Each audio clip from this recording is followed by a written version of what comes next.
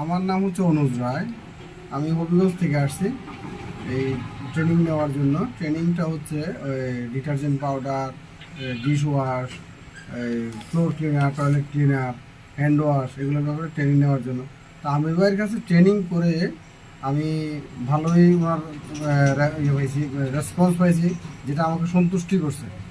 উনি যথেষ্ট হেল্পফুল, এটা আমি বলতে পারি। আমি 2-3 দিন ধরে যে ট্রেনিংটা করছি, আমাকে উনি যথেষ্ট সময় দিয়েছেন এবং প্র্যাকটিক্যালি দেখাইছেন। থিওরি সব কিছু মিলাই আমার ট্রেনিংটা খুব ভালো লাগছে, উপভোগ করছি ট্রেনিংটা।